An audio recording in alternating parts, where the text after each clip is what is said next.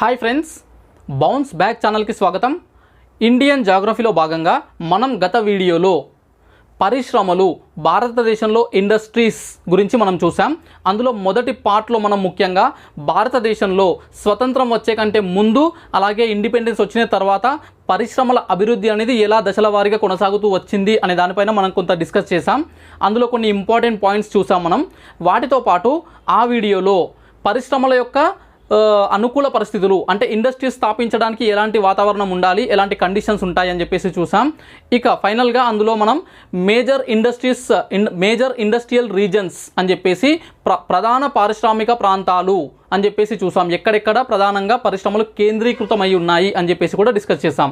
ఇక నెక్స్ట్ ఈ వీడియో ద్వారా మనం సెకండ్ పార్ట్ అయినటువంటి ఈ పరిశ్రమలు అనే చాప్టర్ని కొనసాగిస్తాం. అందులో ముఖ్యంగా పరిశ్రమలు ఎన్ని రకాలు ఉన్నాయి అనే దానిపైన ఒక్కొక్క పరిశ్రమ గురించి కూడా క్లియర్గా వాటిలో ఇంపార్టెంట్ పాయింట్స్ అవి ఎక్కడ ఉన్నాయి, వాటి ఇంపార్టెన్స్ ఏంటి అని చెప్పేసి మనం డిస్కస్ చేస్తాం. ఇది సెకండ్ పార్ట్. ఈ క్లాస్ స్టార్ట్ చేసే ముందు మీరందరూ కూడా ఫస్ట్ పార్ట్ ఎవరైతే చూడలేదో వాళ్ళు చూడండి. దాని కంటిన్యూయేషన్ ఈ పార్ట్ కాబట్టి మొదటి పార్ట్ చూసి ఇది చూస్తే క్లియర్గా అర్థమవుతుంది. ఇక మనం ఇండస్ట్రీస్ రకాలు చూద్దాం. పరిశ్రమలు రకాలు, టైప్స్ ఆఫ్ ఇండస్ట్రీస్ అని చెప్పేసి అంటుంటాం.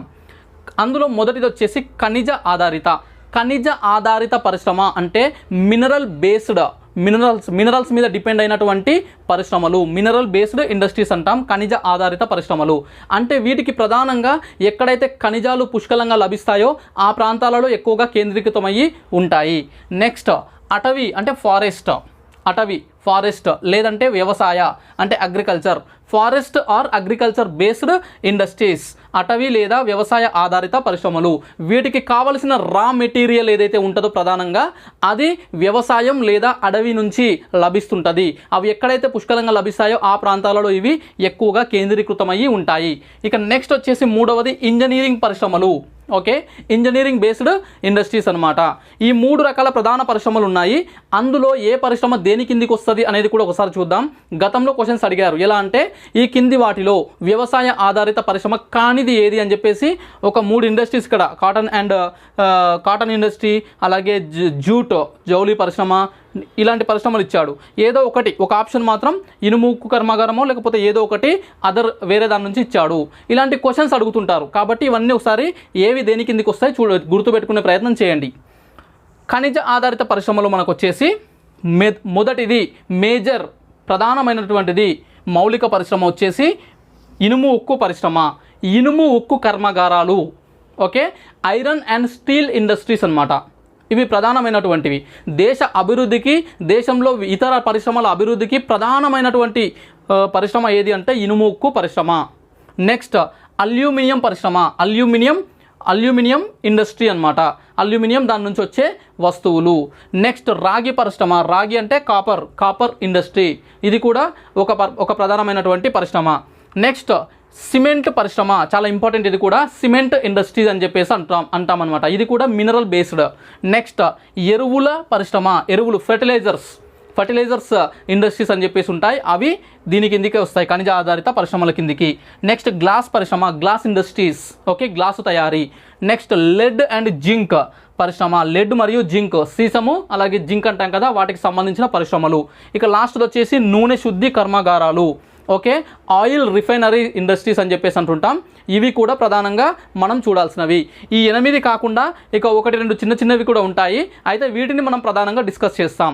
ఇక నెక్స్ట్ అటవీ లేదా వ్యవసాయ ఆధారిత పరిశ్రమలు అని చెప్పేసి వాటిలో ప్రధానమైనటువంటిది నూలు వస్త్ర పరిశ్రమ. ఓకే, నూలు వస్త్ర పరిశ్రమ ప్రధానమైనటువంటి పరిశ్రమ.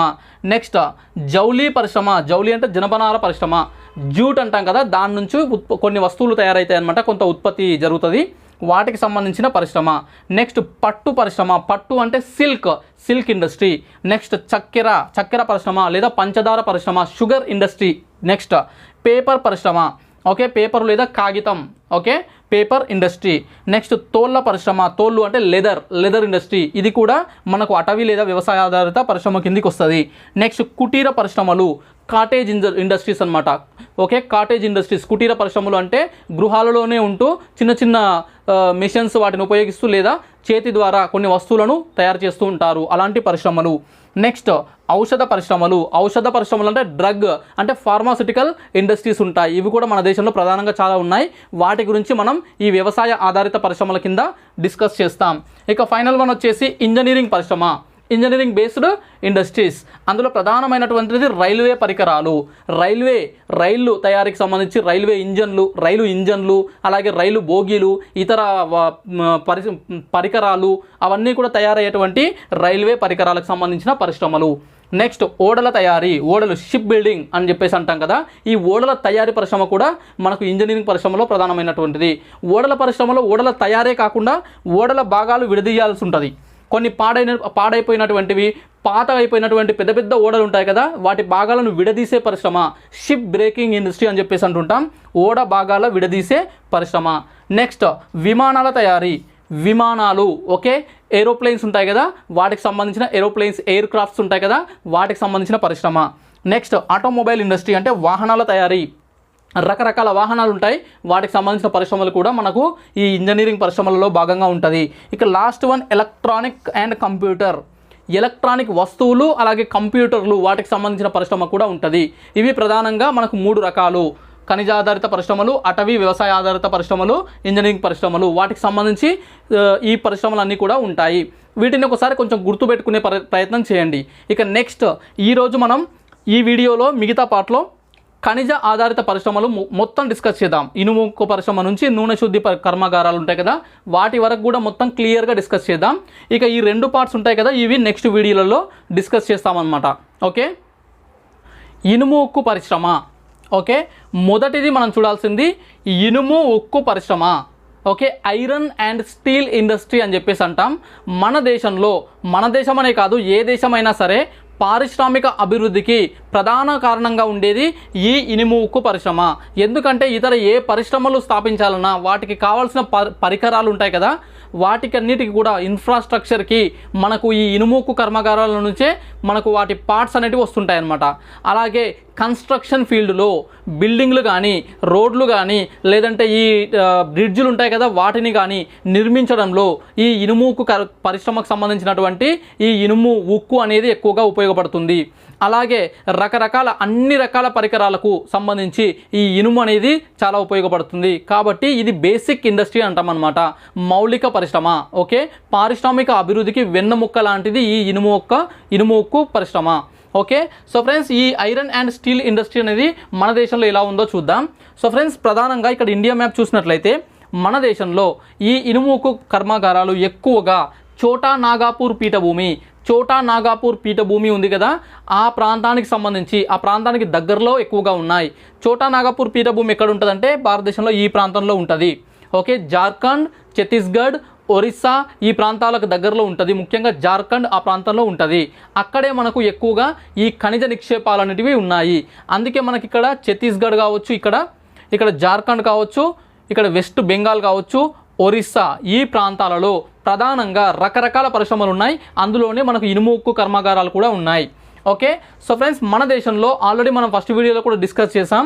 మొట్టమొదటిసారిగా 1830లో పోర్టో నోవో అనే ప్రదేశం తమిళనాడులో ఉంటుంది. ఈ ప్రదేశంలో మనకు ఇనుము ఉక్కు కర్మాగారం అనేది స్టార్ట్ అయ్యింది. అయితే అది 1866లో క్లోజ్ అయ్యింది. అది పెద్దగా డెవలప్మెంట్ కాలేదు. నెక్స్ట్ 1874లో Bengal iron works, okay, Bengal iron works అనే పేరుతో వెస్ట్ బెంగాల్ స్టేట్లో మనకు కల్టీ లేదా కుల్టీ అనే ప్రాంతం, అలాగే బరాకర్, ఓకే, కల్టీ మరియు బరాకర్ అనే ప్లేస్లలో 2 ప్లాంట్లు, స్టీల్ ప్లాంట్లు అనేటివి ఏర్పాటు చేయబడ్డాయి. అక్కడ పిగ్ ఐరన్ అనేది ఉత్పత్తి చేయబడింది మొట్టమొదటిసారిగా. పిగ్ ఐరన్ అంటే ఏంటిదంటే ఇనుప ధాతువు ఉంటుంది కదా, ఐరన్ ఓర్. ఓకే, ఈ ఐరన్ ఓర్ నుంచి మనం తీసినటువంటి ముడి ఇనుము ఉంటుంది అనమాట. ఓకే, వాటి నుంచి మనం మలినాలను వేరు చేసి తీసినటువంటి ఇనుము ఉంటుంది కదా, దానిని మనం పిగ్ ఐరన్ అని చెప్పేసి అంటాం. అది మనకు ఉత్పత్తి చేయబడింది. నెక్స్ట్ దాని తర్వాత కొన్ని సంవత్సరాలకు ఇది కూడా క్లోజ్ అయ్యింది, ఈ పరిశ్రమ కూడా. ఇక పారిశ్రామిక డెవలప్మెంట్లో ఇనుము ఉక్కు కర్మాగారాల అభివృద్ధి ఎక్కడి నుంచి స్టార్ట్ అయిందని మనం అంటామంటే ప్రధానంగా 1907 1907 నుంచి అసలైన అభివృద్ధి ఇనుము ఉక్కు కర్మాగారాలకు సంబంధించి జరిగింది. ఎక్కడ?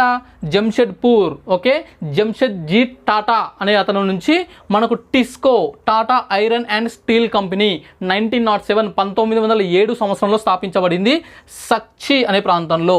సక్షి అనే ప్రాంతం అదే ఇప్పుడు జంషెడ్పూర్. జంషెడ్పూర్ పాత పేరే సక్షి, ఆ ప్రాంతంలో స్థాపించబడింది. ఇందులో 1908లో ఒక సంవత్సరం తర్వాత పిగ్ ఐరన్ అనేది ఉత్పత్తి చేయబడింది. నెక్స్ట్ 1911 1911లో స్టీలు కూడా ఉత్పత్తి చేయబడింది. పిగ్ ఐరన్ వేరు, స్టీల్ వేరు. కొంచెం ప్రాసెస్ చేసిన తర్వాత స్టీల్ అనేది ఏర్పడుతుంది. అది 1911 నుంచి స్టార్ట్ అయింది. ఓకే, నెక్స్ట్ 1918 1918 సంవత్సరంలో IISCO అంటే Indian iron and steel company IISCO అని చెప్పేసి హీరాపూర్ అనే ప్రాంతంలో స్థాపించబడింది. Okay, Indian iron and steel company. Next 1923 1923లో భద్రావతి అంటే కర్ణాటక స్టేట్లో ఉంటుంది. ఈ భద్రావతి అనే ప్రాంతంలో Madras iron and steel company అనే పేరుతో ఒక ఇనుము ఉక్కు కర్మాగారం ప్రారంభించబడింది. Madras iron and steel company. Okay, ఇది మనకు public sector undertaking. Okay, public sector undertaking అంటే మనకు ఏంటిది? అది ప్రభుత్వం కింద ఉన్నటువంటి company. Next Visvesvaraya iron and steel కంపెనీగా మారింది. దాని పేరు తర్వాత పబ్లిక్ సెక్టర్ కిందకి వచ్చిన తర్వాత Visvesvaraya iron and steel company అనే పేరుతో మనకు పిలవడం జరిగింది. నెక్స్ట్ 1927 సంవత్సరానికి వచ్చేసరికి స్టీల్ కార్పొరేషన్ ఆఫ్ బెంగాల్ పేరుతో బెంగాల్ రాష్ట్రంలో వెస్ట్ బెంగాల్లో మనకు ఒక ఇనుము ఉక్కు కర్మాగారం స్టార్ట్ అయింది. అయితే తర్వాత ఇందులో మనకు ఈ Indian iron and steel company ఉంది కదా, Indian iron and steel company merge అయింది, దాంట్లో కలిసిపోయి 1952లో కలిసిపోయి Indian iron and steel company అనే పేరుతోనే కొనసాగింది. ఓకే, దాని ప్రధాన కేంద్రం వచ్చేసి హీరాపూర్ దగ్గర కొనసాగుతూ వస్తుంది. ఇవి మనకు ప్రధానంగా స్వతంత్రానికి ముందున్న మన దేశంలో ఐరన్ అండ్ స్టీల్ కంపెనీలు. నెక్స్ట్ తర్వాత మన దేశంలో ఇండస్ట్రియల్ పాలసీ వచ్చింది. దాని ద్వారా మనకు 2వ పంచవర్ష ప్రణాళికలో పరిశ్రమలు అనేది ప్రధాన అంశంగా తీసుకున్నారు. మన దేశంలో పారిశ్రామిక డెవలప్మెంట్ అనేది చాలా తక్కువగా ఉంది. వాటిని మనం ముందు డెవలప్మెంట్ చేయాలని చెప్పేసి 2వ పంచవర్ష ప్రణాళికలో ప్రధానంగా పరిశ్రమల పైన మనకు ఫోకస్ చేశారు. అందులో భాగంగానే మౌలిక పరిశ్రమ అయినటువంటి ఇనుము ఉక్కు కర్మాగారాలపైన ఇంట్రెస్ట్ చూపించారు. దాని ఫలితంగానే మనకు కొన్ని ఇనుము ఉక్కు కర్మాగారాలు పెద్దవి స్థాపించబడ్డాయి. అవి ఎక్కడంటే మొదటిది బిలాయి అంటే బిలాస్పూర్ డిస్ట్రిక్ట్ ఛత్తీస్గఢ్ రాష్ట్రంలో ఉంటుంది. బిలాయి 1955 2వ పంచవర్ష ప్రణాళిక కాలంలో జరిగింది. ఇది ఛత్తీస్గఢ్ రాష్ట్రంలో ఏర్పాటు చేశారు. అయితే వీటిని మనము వివిధ దేశాల సహకారంతో స్థాపించడం జరిగింది. అది బిలాయి ఎక్కడ ఏ దేశంతో అంటే రష్యా, యుఎస్ఎస్ఆర్ లేదా రష్యా. అప్పుడు సోవియట్ యూనియన్గా ఉన్నది కాబట్టి యుఎస్ఎస్ఆర్ అనేవాళ్ళు, ఇప్పుడు రష్యాగా మారిపోయింది కాబట్టి కేవలం రష్యా అని చెప్పేసి అంటున్నాం. ఓకే, సో ఫ్రెండ్స్ మనకు క్వశ్చన్ ఇచ్చినప్పుడు యుఎస్ఎస్ఆర్ లేదా రష్యా ఏదో ఒకటి ఇస్తారు, దానిని గుర్తించాల్సి ఉంటుంది. నెక్స్ట్ బిలాయి తర్వాత రూర్కెలా అనే ప్రాంతంలో ఒరిస్సా రాష్ట్రంలో 1959 1959లో మనకు ఒక ఈ ఐరన్ అండ్ స్టీల్ కంపెనీ స్థాపించారు. దీనికోసం మనం జర్మనీ సహకారం తీసుకున్నాం. జర్మనీ సహకారంతో ఇది స్థాపించబడింది. నెక్స్ట్ వచ్చేసి Durgapur iron and steel company 1959. ఇది కూడా వెస్ట్ బెంగాల్ రాష్ట్రంలో, పశ్చిమ బెంగాల్ రాష్ట్రంలో దీనిని స్థాపించారు బ్రిటన్ అనే దేశం యొక్క సహకారంతో. నెక్స్ట్ వచ్చేసి బొకారో. ఓకే, ఇది వచ్చేసి 1969 1964లో స్థాపించారు. 3వ పంచవర్ష ప్రణాళిక కాలంలో దీన్ని స్థాపించారు. నెక్స్ట్ ఇది జార్ఖండ్ రాష్ట్రంలో ఏర్పాటు చేయబడింది, జార్ఖండ్ స్టేట్లో. నెక్స్ట్ యుఎస్ఎస్ఆర్ సహకారంతో ఏర్పాటు చేశారు. దీనికోసం మనం యుఎస్ఎస్ఆర్ లేదా రష్యా సహకారం తీసుకోబడింది. ఓకే ఫ్రెండ్స్, వీటి నుంచి ఈ 4 ఇండస్ట్రీస్ ఉన్నాయి కదా, బిలాయి, రూర్కెలా, దుర్గాపూర్, బొకారో, వీటికి సంబంధించి చాలా క్వశ్చన్స్ అడిగారు గతంలో. బిలాయి ఇనుము ఉక్కు కర్మాగారం ఏ దేశ సహకారంతో నిర్మించబడింది, లేదంటే జతపరచండి క్వశ్చన్లో ఈ 4 ఇచ్చి పక్కకి 4 ఆప్షన్స్ ఇవ్వడం, ఇలా రకరకాలుగా వీటి నుంచి క్వశ్చన్స్ అడిగారు. కాబట్టి ఇది వెరీ ఇంపార్టెంట్ ఏరియా ఈ ఇండస్ట్రీస్ చాప్టర్లో. వీటిని కొంచెం కన్ఫ్యూజ్ అయ్యే ఛాన్స్ ఉంటుంది కాబట్టి ఒక చిన్న కోడ్ ద్వారా గుర్తుపెట్టుకుందాం. దానికోసం ఒక కోడ్ నేను తయారు చేశాను. సో ఫ్రెండ్స్ ఇది జస్ట్ కోడ్ గుర్తుపెట్టుకోవడం కోసమే, అంతేకాని ఇందులో వచ్చే వ్యక్తుల పేర్లు వాటి గురించి నేను తప్పుగా మాట్లాడమనుకోవద్దు. సో ఫ్రెండ్స్ ఇక్కడ చూడండి, బిఆర్ అంబేద్కర్ని, బిఆర్ అంబేద్కర్ అందరికి తెలుసు, బిఆర్ అంబేద్కర్ని ఆర్జీవి అంటే కూడా తెలుసు, రామ్ గోపాల్ వర్మ, బిఆర్ అంబేద్కర్ని ఆర్జీవి ఉక్కు మనిషి అని పేర్కొన్నాడు. ఓకే, బిఆర్ అంబేద్కర్ని ఆర్జీవి ఉక్కు మనిషి అని పేర్కొన్నాడు. వాస్తవానికి ఉక్కు మనిషి అని సర్దార్ వల్లభాయ్ పటేల్ అంటారు, ఇక్కడ మన కోడ్లో ఇలా తీసుకున్నాం అనమాట. బిఆర్ అంబేద్కర్ని ఆర్జీవి ఉక్కు మనిషి అని పేర్కొన్నాడు. ఈ కోడ్ ఎలా గుర్తుపెట్టుకోవాలంటే బిఆర్ వచ్చిందనుకో, బి అంటే బిలాయి లేదా బొకారో, బిలాయి కావచ్చు లేదంటే బొకారో కావచ్చు, బి పేరుతో ఉన్న బి అక్షరంతో స్టార్ట్ అయ్యే ఏదైనా ఇండస్ట్రీ. అవి ఇక్కడ ఎవరి సహకారంతో, ఆర్ అంటే రష్యా కాబట్టి యుఎస్ఎస్ఆర్ లేదా రష్యా సహకారంతో తీసుకున్నాం, అందుకే బిఆర్, బొకారో లేదా బిలాయి వచ్చేస్తుంది. నెక్స్ట్ ఆర్జీ అంటే ఏంటంటే, ఆర్ అంటే రూర్కెలా, జీ అంటే జర్మనీ, ఆర్జీ అని గుర్తుపెట్టుకోవాలి. ఇక్కడ బిఆర్ అంటే 2 ఇండస్ట్రీస్ వచ్చినాయి, బిలాయి, బొకారో. ఆర్జీ అంటే ఒకటి వచ్చేసింది, 3 అయిపోయినాయి. ఇక మిగిలింది ఏదైతే ఉంటుందో, మిగిలింది ఏంటి, దుర్గాపూర్, బ్రిటన్. అంటే ఇక్కడ మిగిలిన ఇండస్ట్రీ, మిగిలిన దేశం బ్రిటన్, ఆ 2 కూడా గుర్తుపెట్టుకోవచ్చు. సో కోడ్ ఏంటి, బిఆర్ అంబేద్కర్ని ఆర్జీవి ఉక్కు మనిషిగా పేర్కొన్నాడు. ఉక్కు మనిషి అని ఎందుకు అంటున్నానంటే, ఇక్కడ ఉక్కు అంటే ఇనుము ఉక్కు కర్మాగారాలకు సంబంధించిన కోడ్ అని చెప్పేసి మీకు గుర్తుంటుంది. ఓకే, నెక్స్ట్ ఇది బాగా గుర్తుపెట్టుకోండి. ఇంకా నెక్స్ట్ వచ్చేసి మనకు Vijayanagar steel plant. Okay, Vijayanagar steel plant అని చెప్పేసి హోస్పేట్, బళ్ళారి డిస్టిక్, కర్ణాటక స్టేట్లో హోస్పేట్ అనే ప్రాంతంలో స్థాపించబడింది. ఎప్పుడు అంటే 1994.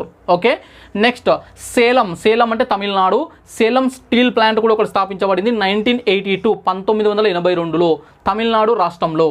Next Visakha steel plant. Okay, Vizag steel plant అంటాం కదా, ఈ మధ్యలో వార్తల్లో కూడా ఎక్కువ నిలిచింది. Okay, so friends Visakha steel plant 1971, 1991లో దీనికి శంకుస్థాపన చేసి దీన్ని ప్రారంభించారు.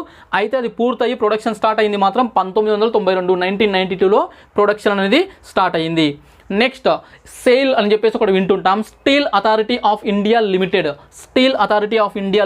సెయిల్ వచ్చేసి మనకు జనవరి 24, 1973, 1970లో సెయిల్ స్థాపించబడింది. Okay, steel authority of India limited. Next steel production ఉంది కదా, ఈ ఉక్కు ఉత్పత్తిలో మన దేశం ప్రపంచంలో 2వ స్థానంలో ఉంది, 2nd place in the world steel ప్రొడక్షన్లో ఇండియా. నెక్స్ట్ స్పాంజ్ ఐరన్ అని చెప్పేసి ఉంటుంది, ఈ స్పాంజ్ ఐరన్ ఉత్పత్తిలో మనం వచ్చేసి ప్రపంచంలోనే మొదటి స్థానంలో ఉన్నాము, స్పాంజ్ ఐరన్. ఓకే, ఇది మనకు ఇనుముకు కర్మాగారాలకు సంబంధించి ప్రధానమైనటువంటి పాయింట్స్ అనమాట. వీటి నుంచి క్వశ్చనింగ్ ఏరియా ఎట్లుంటుందంటే, మొట్టమొదటి మనకు పరిశ్రమ, ఇనుముకు పరిశ్రమ ఎక్కడ స్థాపించబడింది అంటే ఆప్షన్లో 1830 పోర్ట్ నోవో ఉంటే అదే పెట్టండి. అది లేకుండా ఉంటే 1874 బెంగాల్ ఐరన్ వర్క్స్ అని చెప్పేసి కల్టీ అనే ప్రాంతంలో ఉందనుకోండి. ఇది లేకపోతే ఇది ఉంటే అది ఆప్షన్ పెట్టండి. ఓకే, కొన్నిసార్లు ప్రస్తుతం పనిచేస్తున్నటువంటి భారతదేశంలోని అతి పురాతన ఇనుముక్కు కర్మాగారం అంటారు. అతి పురాతన అని చెప్పేసి ఇవి కూడా ఉంటాయి ఆప్షన్లో, అవి పెట్టొద్దు. ప్రస్తుతం పనిచేస్తున్నటువంటి అన్నారు కాబట్టి 1907 TISCO. Okay, Tata iron and steel company answer అవుతుంది. కొంచెం క్వశ్చన్ని చూసి ఆన్సర్ చేయాల్సి ఉంటుంది. నెక్స్ట్ ఈ 4 కంపెనీస్ ఉన్నాయి కదా, బిలాయి, రూర్కెలా, దుర్గాపూర్, బొకారో, వీటి నుంచి కూడా మనకు క్వశ్చన్స్ అడుగుతున్నారు. ఓకే, ఇవి సెయిల్ ఎప్పుడు స్థాపించబడింది అని చెప్పేసి కూడా క్వశ్చన్స్ అడుగుతున్నారు. సో ఫ్రెండ్స్ ఇది ప్రాక్టీస్ చేయండి. ఇక నెక్స్ట్ అల్యూమినియం ఇండస్ట్రీ.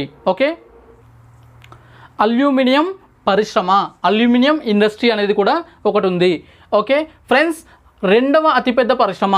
ఓకే, మన దేశంలో ఖనిజ ఆధారిత పరిశ్రమల్లో మొదటిది ఇనుముక్కు పరిశ్రమ అని చెప్పేసి అన్నాం కదా, అది చాలా పెద్దది. దాని తర్వాత 2వ అతిపెద్దది ఏది అంటే ఈ అల్యూమినియం పరిశ్రమ. ఓకే, సో ఫ్రెండ్స్ విద్యుత్ పరికరాలు. ఓకే, విద్యుత్ పరికరాలలో వీటిని ఎక్కువగా ఉపయోగిస్తుంటారు. ఓకే, అంటే వైర్లలో, అలాగే విద్యుత్కి సంబంధించిన పరికరాలన్నింటిలో కూడా ఉపయోగిస్తారు. ఎందుకంటే ముఖ్యంగా ఈ అల్యూమినియం అనే ఒక లోహానికి కొన్ని లక్షణాలు ఉంటాయి. అదేంటంటే ఒకటి ఎలాస్టిసిటీ, అంటే బాగా సాగే గుణం ఒకటి ఉంటుంది. అలాగే మంచి విద్యుత్ వాహకం ఇది, అలాగే ఉష్ణ వాహకం కూడా. ఓకే, అలాగే ఏ రూపంలోకి మారాలంటే ఆ రూపంలోకి మార్చుకొని ఆ రూపంలో వస్తువులు తయారు చేసుకునే అవకాశం ఉంటుంది. కాబట్టి దీనిని రకరకాలుగా మనం ఉపయోగిస్తుంటాం. అందులో ముఖ్యంగా మనం ఎలక్ట్రిక్ పరికరాలు ఉంటాయి కదా, వాటిలో ఉపయోగిస్తుంటాం, వైర్లలో, ఇతర పరికరాలలో. మొత్తం ఈ అల్యూమినియంలో మనం 48% అనేది ఈ విద్యుత్ ఉపకరణాలు ఉంటాయి కదా, వాటికి సంబంధించిన వాటిలోనే ఉపయోగిస్తున్నాము. నెక్స్ట్ విమానాల తయారీలో ముఖ్యంగా ఇది తేలికగా ఉంటుంది, చాలా దృఢంగా ఉంటుంది. కాబట్టి ఇక్కడ రాగి కానీ లేదంటే ఇనుము కానీ ఇతర లోహాలు ఉన్నాయి కదా, వాటికి ఆల్టర్నేటివ్గా, వాటి బదులు మంచిగా పనిచేసేది ఈ అల్యూమినియం. కాబట్టి మనం విమానాల తయారీలో ఉపయోగిస్తుంటాం.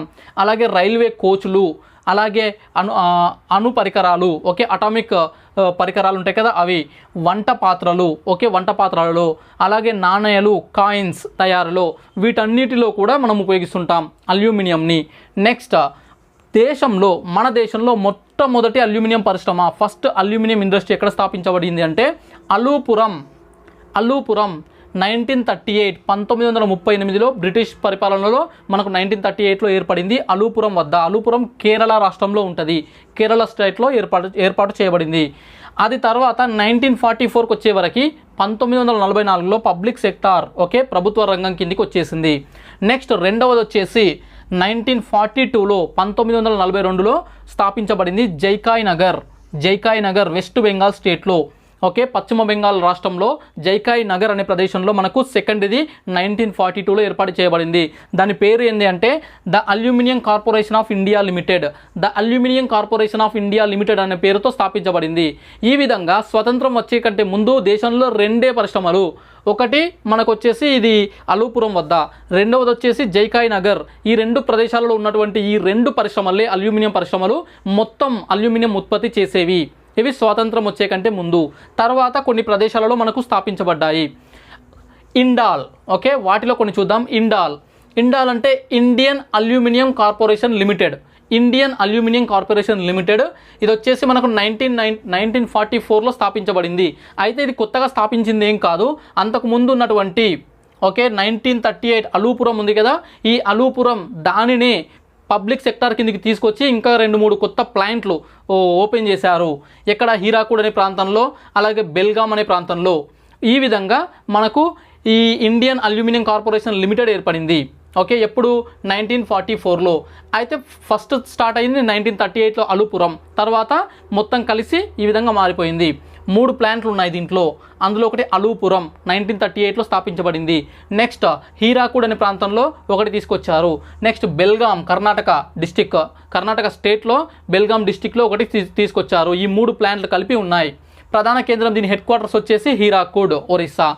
Next Hindalco, okay, Hindustan aluminium corporation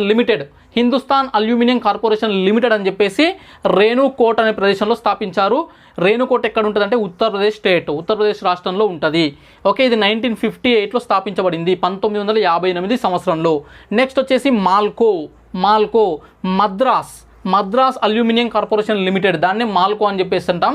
అది మెట్టూరు అనే ప్రాంతం తమిళనాడు స్టేట్లో ఉంది, స్థాపించబడింది 1965లో. నెక్స్ట్ బాల్కో అంటే భారత్ అల్యూమినియం కార్పొరేషన్ లిమిటెడ్ అని చెప్పేసి ఉంటుంది మనకు. ఓకే, ఇది వచ్చేసి మనకు 1965 కోర్బా అనే ప్రాంతం ఛత్తీస్గఢ్ స్టేట్లో ఏర్పాటు చేయబడింది. పబ్లిక్ సెక్టార్ అండర్టేకింగ్ ఇది. ఓకే, మనకు ప్రభుత్వ రంగ సంస్థ. నెక్స్ట్ వచ్చేసి NALCO national aluminium corporation limited, ఇది కూడా ప్రభుత్వ రంగంలో ఉంది. 1981లో స్థాపించబడింది కోరాపుట్ అనే ప్రాంతంలో. ఈ కోరాపుట్ ఎక్కడ ఉంటుందంటే ఒరిస్సా స్టేట్లో ఉంటుంది. అయితే ఇది దేశంలోనే అతిపెద్ద అల్యూమినియం కంపెనీ. ఏది? ఈ కోరాపుట్ వద్ద ఉన్నటువంటి నేషనల్ అల్యూమినియం కార్పొరేషన్ లిమిటెడ్. ఇవి మన దేశంలో ప్రధానంగా ఉన్నటువంటి అల్యూమినియం పరిశ్రమలు. ఒకటి the aluminium corporation of India limited ఒకటి ఉంది, వాటితో పాటు Indian aluminium corporation limited, Hindalco, Malco, Balco, Nalco. Okay, ఇవన్నీ కూడా అల్యూమినియం పరిశ్రమలు మన దేశంలో ప్రధానంగా కనిపిస్తున్నటువంటివి. వీటి నుంచి ఒక క్వశ్చన్ అడిగే ఛాన్స్ ఉంటుంది, కాబట్టి ఇవన్నీ గుర్తుపెట్టుకోండి. ఇక నెక్స్ట్ వచ్చేసి రాగి పరిశ్రమ. Okay, copper industry. రాగి పరిశ్రమ అనేది కూడా మన దేశంలో ఉంది. మొట్టమొదటి రాగి పరిశ్రమ ఎక్కడ స్థాపించబడింది మన దేశంలో అంటే సింగ్బమ్ అనే ప్రాంతం జార్ఖండ్లో ఉంటుంది. ఈ జార్ఖండ్లో సింగ్బమ్ అనే ప్రాంతంలో స్థాపించబడింది 1924. 1924 ఇయర్లో సింగ్బమ్ అనే ప్రాంతంలో జార్ఖండ్ రాష్ట్రంలో మొట్టమొదటి రాగి పరిశ్రమ ఏర్పాటు చేయబడింది. నెక్స్ట్ హిందుస్థాన్ కాపర్ లిమిటెడ్, ప్రధానమైనది హిందుస్థాన్ కాపర్ లిమిటెడ్ అనేది ఉంటుంది. అది 1967లో స్థాపించబడింది. ఇక ప్రస్తుతం మన దేశంలో పనిచేస్తున్నటువంటి ప్రధానమైనటువంటి ఈ రాగి పరిశ్రమలు ఏవేవి అంటే ఒకటి సింగ్బమ్, ఒకటి రెండవది సెకండ్ వన్ K3 రాజస్థాన్ స్టేట్లో ఉంటుంది. ఓకే, ఈ రెండు మన దేశంలో రాగి ఉత్పత్తి చేస్తున్నాయి. రాగి దాని ద్వారా తయారయ్యే వస్తువులు. ఈ రాగి పరిశ్రమ ఎక్కువగా దేనికి ఉపయోగపడుతుంది అంటే ఎలక్ట్రిక్ పరికరాలు ఉంటాయి కదా, ఈ ఎలక్ట్రిక్ పరికరాలలో వైరింగ్లో అలాగే తీగల వైర్స్ ఉంటాయి కదా, కేబుల్స్, వాటి తయారులో కూడా ఉపయోగిస్తుంటారు. నెక్స్ట్ సిమెంట్ పరిశ్రమ, సిమెంట్ ఇండస్ట్రీ. ఇది కన్స్ట్రక్షన్ ఫీల్డ్లో చాలా ఉపయోగపడుతుంటుంది. ఓకే, గృహ నిర్మాణం, బిల్డింగ్లు, ఇతర కన్స్ట్రక్షన్స్ అన్నిటిలో కూడా నిర్మాణ రంగంలో ప్రధానమైనటువంటి ఇది ముడి సరుకు సిమెంట్ అన్నమాట. Cement industry. మన దేశంలో మొట్టమొదటి సిమెంట్ ఫ్యాక్టరీ, సిమెంట్ ఇండస్ట్రీ ఎక్కడ స్థాపించబడిందంటే పరిశ్రమ 1904లో చెన్నై అనే ప్రాంతంలో స్థాపించబడింది. దీని పేరు అప్పుడు సౌత్ ఇండియా ఇండస్ట్రీ లిమిటెడ్ అనే పేరుతో స్థాపించబడింది. South India industry limited. Next ఈ సిమెంట్ ప్రొడక్షన్లో, సిమెంట్ ఉత్పత్తిలో మన దేశం వచ్చేసి 2వ స్థానంలో ఉంది. ఓకే, ప్రపంచంలో సిమెంట్ ఉత్పత్తిలో మన దేశం 2వ స్థానంలో ఉంది. Next point, Indian cement company limited. Indian cement company limited అని చెప్పేసి ఒకటి స్థాపించబడింది గుజరాత్ రాష్ట్రంలో. అది ఎప్పుడు అంటే 1914. ఇక తర్వాత రకరకాల కంపెనీలు స్థాపించబడ్డాయి. అయితే ఈ 3 పాయింట్స్ మనం బాగా గుర్తుపెట్టుకోవాలి. నెక్స్ట్ ఎరువుల పరిశ్రమ. ఎరువులు అంటే ఫర్టిలైజర్స్. ఓకే, వ్యవసాయ రంగంలో బాగా ఉపయోగిస్తున్నటువంటి ఈ నత్రజని సంబంధిత పాస్పరస్, అమ్మోనియా ఇలాంటి సంబంధిత ఎరువులు రకరకాలుగా ఉంటాయి. ఆ ఎరువుల సంబంధిత పరిశ్రమలు, ఎరువుల పరిశ్రమలు ఇవన్నమాట. మొట్టమొదటి వచ్చేసి మనకు 1906 అంటే 1906 రాణిపేట్ అనే ప్రాంతంలో స్థాపించబడింది. రాణిపేట్ వచ్చేసి తమిళనాడులో ఉంటుంది. సూపర్ ఫాస్ఫేట్ ఫ్యాక్టరీ, దాని పేరు సూపర్ ఫాస్ఫేట్ ఫ్యాక్టరీ అనే పేరుతో స్థాపించారు. నెక్స్ట్ ఆధునిక ఎరువుల కర్మాగారం వచ్చేసి సింద్రి. ఓకే, ప్రధానమైనది సింద్రి ఎరువుల కర్మాగారం ఎక్కడుంది అని చెప్పేసి అడుగుతుంటారు. సింద్రి జార్ఖండ్ రాష్ట్రంలో ఉంది. సింద్రి ఎరువుల కర్మాగారం 1951లో స్థాపించారు. Next fertilizer corporation of India limited అని చెప్పేసి ఒకటి స్థాపించారు. Fertilizer corporation of India limited 1961లో. ఓకే, ఎరువులను ఉపయోగించుకోవడంలో ఇండియా 2వ ప్లేస్లో ఉంది ఎరువులను వాడుకోవడంలో. కానీ ఉత్పత్తి వచ్చేసి మాత్రం 3వ ప్లేసు. అంటే ఎరువులని ఉత్పత్తి చేస్తున్న దేశాలలో మనది 3వ స్థానంలో ఉంది. అదే ఎక్కువగా వాడుకునే దేశాలలో మనది 2వ స్థానంలో ఉంది. ఓకే, నెక్స్ట్ గ్లాస్ పరిశ్రమ. Okay, glass industry. సాధారణంగా గ్లాస్ పరిశ్రమ ఎక్కడ కేంద్రీకృతం అవుతుంది అంటే ఎక్కువగా ఇసుక ఉంటుంది కదా, ఇసుక ఎక్కడైతే ఎక్కువగా లభిస్తుందో ఆ ప్రదేశాలలో, ఆ ప్రాంతాలలో ఎక్కువగా ఈ పరిశ్రమ కేంద్రీకృతమై ఉంటుంది, స్థాపించబడి ఉంటుంది. ఓకే, ఎందుకు అనంటే ఈ గ్లాస్ తయారీకి 75% ఇసుకనే కావాలి. ఒక గ్లాస్ తయారు చేయాలనుకుంటే అందులో ఉపయోగించే ముడి పదార్థాలలో 75% ఇసుకనే ఉంటుంది కాబట్టి. ఓకే, సో ఫ్రెండ్స్, మన దేశంలో మొట్టమొదటి గ్లాస్ పరిశ్రమ ఎప్పుడు స్థాపించబడింది అని అంటే 17వ శతాబ్దంలో 17th సెంచరీలో స్థాపించబడింది. ఎక్కడ అంటే ఫిరోజాబాద్ అని చెప్పేసి ఉత్తరప్రదేశ్లో ఒక ప్రదేశం ఉంటుంది, ఒక ప్లేస్, ఒక సిటీ. అక్కడ మనకు మొట్టమొదటిసారిగా 17వ శతాబ్దంలో ఈ గ్లాస్ పరిశ్రమ స్థాపించబడింది. అందుకే మనకి ఇక్కడ ఈ ఫిరోజాబాద్ని గ్లాస్ సిటీ ఆఫ్ ఇండియా అంటారు. గ్లాస్ సిటీ ఆఫ్ ఇండియా అంటే ఏది అని అంటే మనకు ఫిరోజాబాద్ ఆన్సర్ అవుతుంది. నెక్స్ట్ అది పాతది. ఇక మోడర్న్ ఆధునిక గ్లాస్ పరిశ్రమ ఎప్పుడు స్థాపించబడింది అంటే 1908 సంవత్సరంలో ఆధునిక గ్లాస్ పరిశ్రమ స్థాపించబడింది తలేగాన్. ఓకే, తలేగాన్ అనే ప్రదేశంలో. అది ఎక్కడ ఉంటుంది అంటే మహారాష్ట్ర స్టేట్లో తలేగాన్ అనే ప్రదేశంలో స్థాపించింది ఎవరు అంటే లోకమాన్య బాల గంగాధర తిలక్. ఓకే, బాల గంగాధర తిలక్ చేత ఇది స్థాపించబడింది.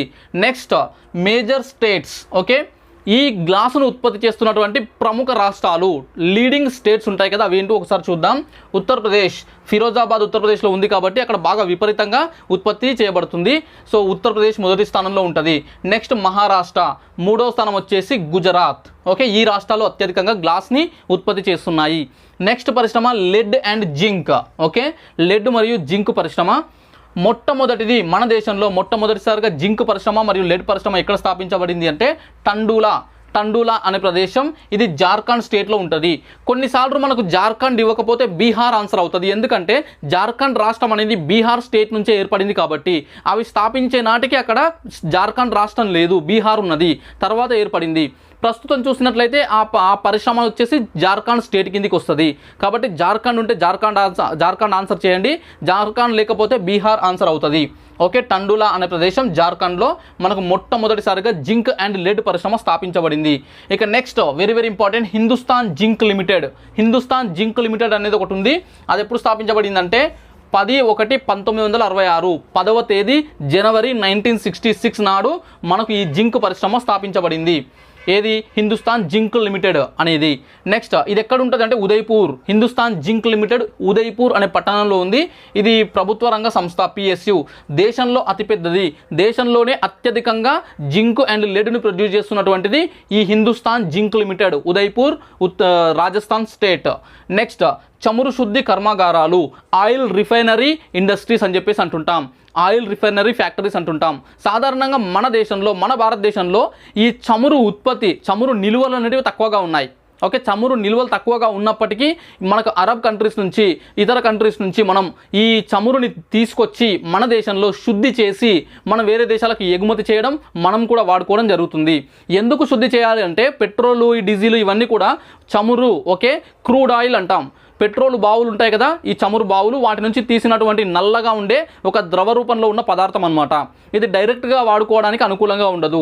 వాటిని మనం శుద్ధి చేసి వాటి నుంచి పెట్రోల్ సపరేట్గా, డీజిల్ సపరేట్గా, కిరోసిన్ సపరేట్గా, ఇతర పదార్థాలు అన్నీ కూడా మనం వేరు చేస్తాము.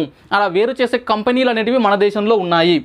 మన దేశంలో అతి పురాతన చమురు శుద్ధి కర్మాగారం ఎక్కడుంది అని అంటే దిగ్బోయ్, అస్సాం. ఇది చాలాసార్లు ఎగ్జామ్స్లో అడిగారు.